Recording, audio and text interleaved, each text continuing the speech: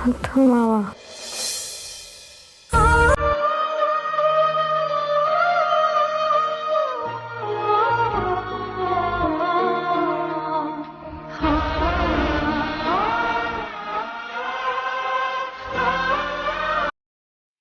ಬೆಳ್ಳಿ,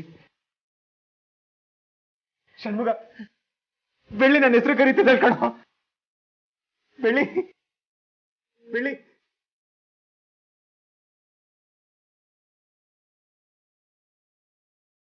ಬೆಳ್ಳಿ ಮಾತಾಡ್ತಿದ್ದಾಳೆ ಕಣೋ. ಬೆಳ್ಳಿ ಮಾತಾಡ್ತಿದ್ದಾಳೆ. ಬೆಳ್ಳಿ, ಎಲ್ಲಿ ನನ್ನ ಬಿಟ್ಟು ಹೋಗ್ತೀವಿ ಅಂತ ತುಂಬಾ ಭಯ ಆಗಿತ್ತು. ನನ್ನ ಒಂಟಿ ಮಾಡ್ತೀಯ ಅಂತ ತುಂಬಾ ಹೆದರಿದ್ದೆ. ಆದ್ರೆ ನೀನ್ ಹಾಗೆ ಮಾಡ್ಲಿಲ್ಲ. ನನ್ನ ಜೀವನಕ್ಕೆ ಮತ್ತೆ ವಾಪಸ್ ಬಂದ್ಬಿಟ್ಟೆ. ಮತ್ತೆ ವಾಪಸ್ ಬಂದೆ. ನೀನ್ ಇಲ್ದೆ ನನ್ನ ಜೀವನ ಏನು ಅಂತಾನೆ ಗೊತ್ತಿರ್ಲಿಲ್ಲ ಬೆಳ್ಳಿ. ಅಮ್ಮ, ತಾಯಿ ಚಾಮುಂಡಿ, ನನ್ನ ಬೆಳ್ಳಿನ ನನಗೆ ವಾಪಸ್ ಕೊಟ್ಬಿಟ್ಟೆ. ನಿನಗೆ ಎಷ್ಟು ಧನ್ಯವಾದ ಹೇಳಿದ್ರು ಸಾಲದು. ಮಾವ, ನೀವು ನನ್ನ ಪ್ರಾಣ ಮಾವ. ನಿಮ್ಮನ್ನ ಬಿಟ್ಟು ನನ್ನ ಎಲ್ಲಿ ಹೋಗ್ಲಿ. ನನ್ನ ಜೀವನ ಎಲ್ಲ ನೀವೇ ಮಾವ. ನನ್ನ ಇಡೀ ಜೀವನ ನಿಮ್ಗೆ ಮುಡಿಪಾಗಿಟ್ಟಿದೆ. ನಿಮ್ಮ ಋಣ ನನ್ನ ಮೇಲೆ ತುಂಬಾ ಇದೆ. ನಾನು ಅದನ್ನ ತೀರಿಸ್ದೆ ಇಲ್ಲಿಂದ ಹೋಗಲ್ಲ ಮಾವ.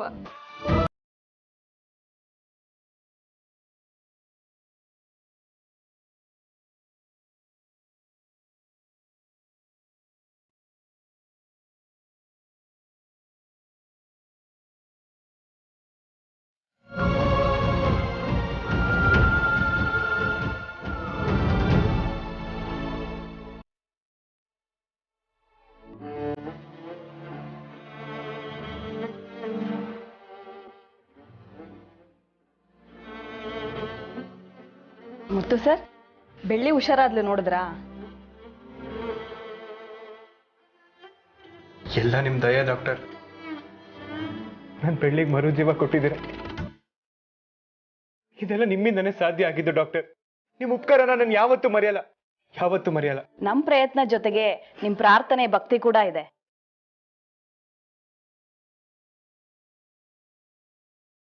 ಬೆಳ್ಳಿ ಗುಣ ಆಗೋಕೆ, ಅವಳನ್ನ ಮತ್ತೆ ಮಾತಾಡೋ ಹಾಗೆ ಮಾಡಕ್ಕೆ ನಿಮ್ ಕಾಂಟ್ರಿಬ್ಯೂಷನ್ ತುಂಬಾ ಇದೆ.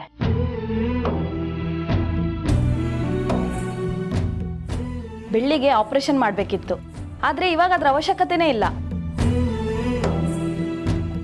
ಬೆಳ್ಳಿ ನಿಜವಾಗ್ಲೂ ತುಂಬಾ ಲಕ್ಕಿ.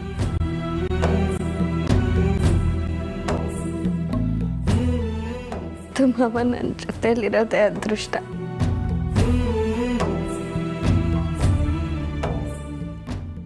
ಅವರಿದ್ರೆ ನನಗೆ ಯಾವ ಆಪರೇಷನ್ನು ಔಷಧಿ ಬೇಡ.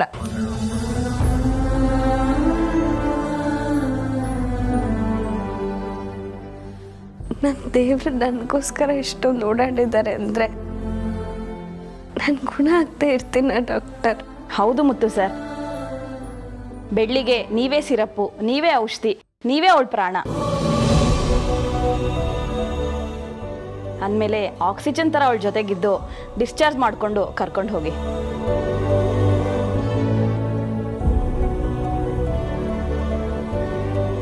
ತಗವಾ ನೋಡು, ನನಗಷ್ಟೇ ಅಲ್ಲ ಡಾಕ್ಟ್ರಿಗೂ ನಿಮ್ಮಿಬ್ರು ಪ್ರೀತಿ ಶಕ್ತಿ ಏನು ಅಂತ ಗೊತ್ತಾಯ್ತು. ನೋಡ್ದಾ? ಇನ್ನೇನು, ಡಾಕ್ಟ್ರ್ ಹೇಳಿದಾಗೆ ಮುತ್ತು ನಿನ್ ಜೊತೆ ಆಕ್ಸಿಜನ್ ಇದ್ದಾರ ಇದ್ದು ಡಿಸ್ಚಾರ್ಜ್ ಮಾಡಿ ಕರ್ಕೊ ಹೋಗ್ಬಿಡ್ತಾರೆ. ಬೆಳ್ಳಿ ಜೊತೆನೇ ಇರಪ್ಪ ನೀನು.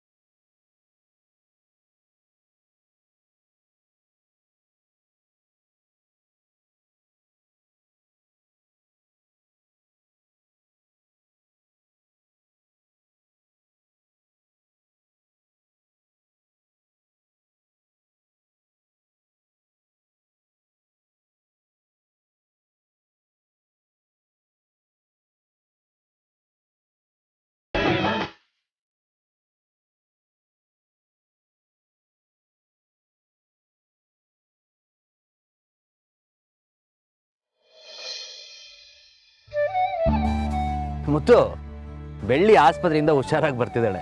ಏನು ಯೋಚನೆ ಮಾಡ್ತಿದ್ಯಾ? ಸಂತೋಷವಾಗಿರೋದು ಬಿಟ್ಟು. ಇನ್ನು ಮುಂದೆ ಸಮಸ್ಯೆನೇ ಕಣೋ. ಇಷ್ಟು ದಿನ ನಾನಿದ್ದೆ, ಹಾಸ್ಪಿಟ್ಲಲ್ಲಿ ನಾನು ಅವಳನ್ನ ನೋಡಿಕೊಂಡೆ. ಆದರೆ ಮನೆಗೆ ಬಂದರೆ ಅವಳಿಗೆ ನೆಮ್ಮದಿನೇ ಇರಲ್ಲ. ಎಲ್ಲರೂ ಅವಮಾನ ಮಾಡ್ತಾರೆ, ತೊಂದರೆ ಕೊಡ್ತಾರೆ, ಒಟ್ಟಿಗೆ ಸೇರಿ ಅವಳನ್ನ ಕಾಡ್ತಾರೆ ಕಣೋ. ಅದೇ ಚಿಂತೆ ಆಗೋಗಿದೆ. ಮನೆಗೆ ಹೋದ್ರೆ ಇಷ್ಟೊಂದು ಸಮಸ್ಯೆ ಇದೆ ಅಂತ ನಿನ್ಗೆ ಅರ್ಥ ಆಗ್ತಿದೆಯಲ್ಲ, ಅಷ್ಟು ಸಾಕು. ನೀನೇನು ಯೋಚನೆ ಮಾಡಬೇಡ, ಏನೂ ಆಗಲ್ಲಲ್ಲೇ. ನೀನೊಬ್ಬ ಅವಳ ಜೊತೆ ಇದ್ರೆ ಸಾಕು. ಈ ಪ್ರಪಂಚನೇ ಎದುರು ಬಂದರೂ ಅವಳು ಚಿಂತೆ ಮಾಡಲ್ಲ. ಅದಷ್ಟೇ ಅಲ್ಲ ಕಣೋ, ಬೆಳ್ಳಿನ ನೋಡಿದ ತಕ್ಷಣ ಮಾಯಿನ ಜೊತೆ ಮದುವೆ ಅಂತ ಪ್ರಸ್ತಾಪ ಮಾಡ್ತಾರೆ. ನನಗೆ ಅದೇ ದೊಡ್ಡ ತಲೆನೋವಾಗಿರೋದು. ಕೆಟ್ಟದ್ರಲ್ಲೂ ಒಂದು ಒಳ್ಳೇದಾಗುತ್ತೆ ಅಂತಾರಲ್ಲ, ಆ ಥರ ಈ ಆಕ್ಸಿಡೆಂಟಿಂದ ನಿನ್ನ ಮನಸ್ಸಲ್ಲಿರೋದನ್ನ ನೇರವಾಗಿ ಹೇಳೋ ಹಾಗಾಯ್ತು. ನೀನು ಏನು ಯೋಚನೆ ಮಾಡಬೇಡಪ್ಪ, ಎಲ್ಲ ಒಳ್ಳೇದಾಗುತ್ತೆ. ಅವ್ರು ಏನೇ ಅವಮಾನ ಮಾಡಲಿ, ತೊಂದರೆ ಕೊಡಲಿ, ನಾನು ಬೆಳ್ಳಿ ಅದ್ರ ಬಗ್ಗೆ ಚಿಂತೆನೇ ಮಾಡಲ್ಲ. ನಿನಗೂ ಬೆಳ್ಳಿಗೂ ಯಾವ ತೊಂದರೆನೂ ಇರಲ್ಲ.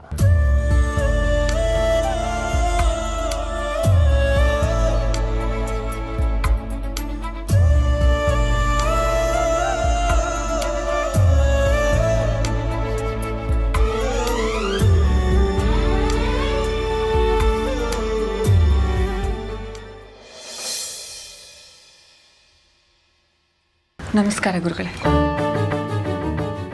ನೀವು ಕೇಳಿದ ಜಾತಕ ತಗೊಳ್ಳಿ ಗುರುಗಳೇ.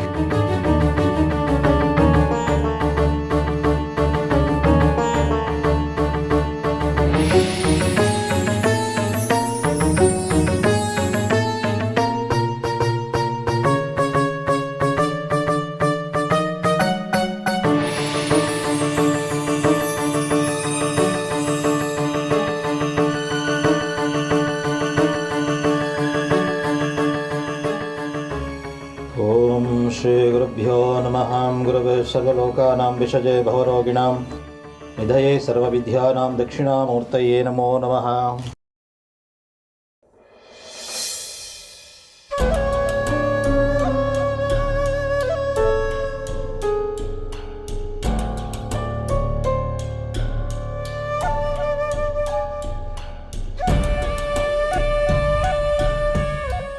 ಏನಾಯ್ತು ಗುರುಗಳೇ? ಜಾತಕ ಹೊಂದಾಣಿಕೆ ಆಗ್ತಿಲ್ವಾ? ಎಲ್ಲ ವಿಧವಾಗಿ ಲೆಕ್ಕಾಚಾರ ಹಾಕಿ ನೋಡಿದೆ, ಮುತ್ತುಗೂ ಮಾಯಾಗೂ ಯಾವುದೇ ರೀತಿ ಹೊಂದಾಣಿಕೆ ಆಗ್ತಾ ಇಲ್ಲಮ್ಮ.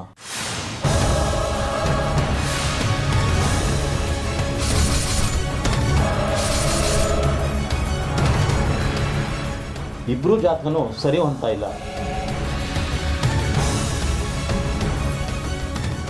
ಹೀಗಂದ್ರೆ ಹೇಗೆ? ನನ್ನ ಅನುಭವದಲ್ಲಿ ತುಂಬ ಜಾತಕಗಳನ್ನು ನೋಡಿದ್ದೀನಿ, ಆದರೆ ಇವರಿಬ್ಬರ ಜಾತಕದಲ್ಲಿ ತುಂಬ ವಿರೋಧ ಭಾವನೆ ಮೂಡ್ತಾ ಇದೆ. ನನ್ನ ಅನುಭವದಲ್ಲಿ ಹೇಳ್ತೀನಿ, ಮುತ್ತುಗೂ ಮಾಯಾಗೂ ಯಾವುದೇ ಕಾರಣಕ್ಕೂ ಮದುವೆ ಆಗೋದಿಲ್ಲ.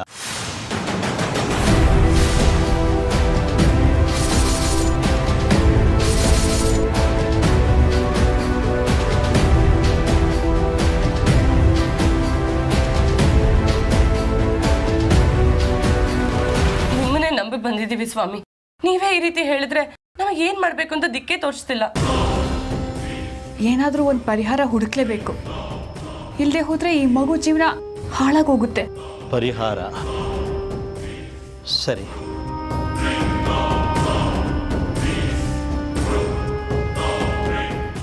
ನಿಮ್ಮ ಮನೆಯಲ್ಲಿ ಯಾರಾದರೂ ಮದುವೆ ವಯಸ್ಸಿಗೆ ಬಂದಿರೋರು ಇದ್ದಾರಾ? ಇದಾರೆ ಗುರುಗಳೇ. ನನ್ನ ಮಗ ಕಾರ್ತಿಕ್ ಮತ್ತೆ ಮಗಳು ಐಶ್ವರ್ಯ. ಮುತ್ತು ಮಾಯಾ ಮದುವೆ ಅಷ್ಟೇ ಅಲ್ಲಮ್ಮ, ನಿಮ್ಮ ಮನೆಯಲ್ಲಿ ಯಾವುದೇ ಶುಭ ಕಾರ್ಯ ನಡೆದಿರೋ ಹಾಗೆ ಒಂದು ತಡೆ ಇದೆ. ಈ ಸಮಸ್ಯೆಗೆ ಪರಿಹಾರ ಏನು ಅಂದರೆ, ಈಗಲೇ ನಿಮ್ಮ ಮಗಳು ಐಶ್ವರ್ಯಗೆ ಮದುವೆ ಸಿದ್ಧತೆ ಮಾಡ್ಕೊಳ್ಳಿ. ಹುಡುಗನ್ ನೋಡಿ, ಹುಡುಗ ಹುಡುಗಿ ಇಬ್ಬರು ಒಪ್ಪಲಿ, ಈ ಶುಭ ಕಾರ್ಯ ನಡೆದ್ರೆ ಮುತ್ತು ಮಾಯಾನ್ ಮದುವೆ ನಡೆಯೋ ಎಲ್ಲ ಸಂಭವನೂ ಇರುತ್ತೆ. ಯಾಕೆಂದರೆ ಮೊದಲೇ ಒಂದು ಶುಭ ಕಾರ್ಯ ನಡೆದ್ರೆ ನಂತರ ಯಾವುದೇ ಅಡೆತಡೆಗಳು ಇರೋದಿಲ್ಲ. ಆಯಿತು ಗುರುಗಳೇ, ನೀವು ಹೇಳ್ದಾಗೆ ನನ್ನ ಮಗಳು ಐಶ್ವರ್ಯ ಮದುವೆ ಸಿದ್ಧತೆ ಮಾಡ್ಕೋತೀವಿ. ಬರ್ತೀನಿ. ಸರಿ ಅಮ್ಮ.